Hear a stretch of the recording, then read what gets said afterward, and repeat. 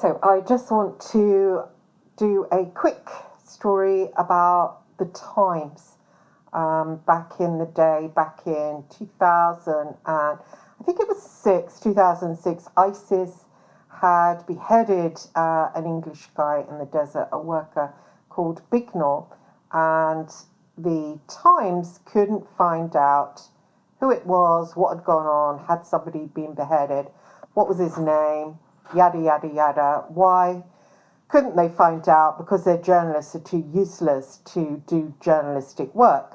So they came to me, and why is that stopped? Why is that stopped? Isn't it supposed to? Oh, so annoying. So they came to me and asked me, which isn't private investigations work, it's journalistic work. So they came to me as a superior journalist to find out what was going on, had somebody been murdered by ISIS, and what was his name and his details. Name mostly, and whether he was married, etc. That's what I mean by details. And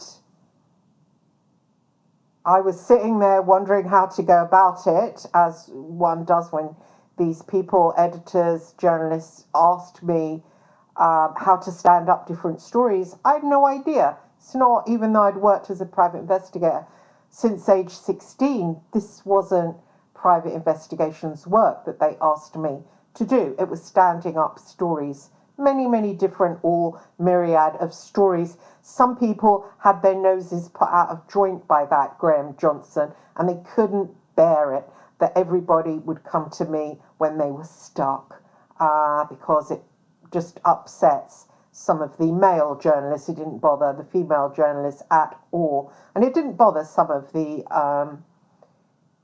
male journalists whose ego was intact, and they had their skills. I had mine.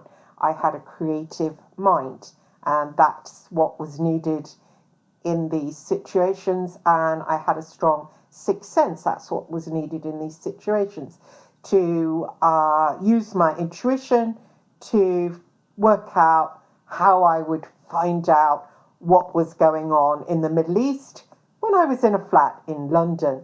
So I was sitting there meditating on it, which Graham Johnson, etc., have taken the piss out of. Oh, you didn't do that, you used illegal stuff. I never used illegal stuff. Why? I don't want to go to a women's prison. I don't think I could handle it. I could handle a men's prison. I'd be quite excited to be in a men's prison, but locked up with loads of other women, hell no. So I'm not going to ever do anything illegal. And actually, when you work for the press, you don't have to do anything illegal.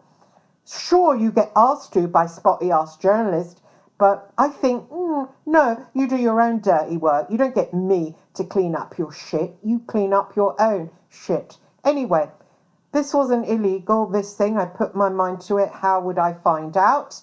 And I won't name the editor that asked me to do it.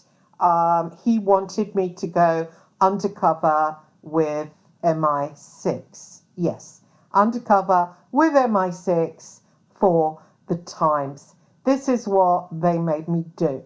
I went ahead and did it for the Times. There is an invoice to that effect. Sadly, during the summer of 21, I believe, my car wasn't working, and Graham Johnson, for David Sherborne, I believe, said they would do an exchange. They would fix my car in exchange for some invoices I had. And so off went the mainly Daily Mail invoices. In them was one or two from the Times. And certainly the one from the Times had the name Bignor on it.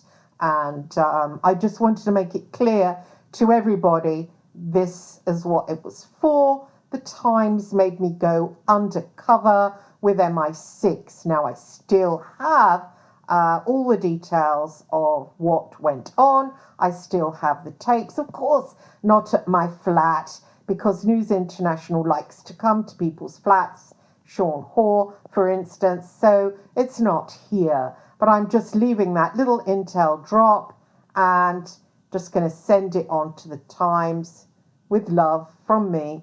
and part 2 will be explaining what actually went on with MI6 to spy on ISIS for the times. People might find it a little bit disgusting, but we'll see. As I say, that'll be in part 2. Thanks for listening.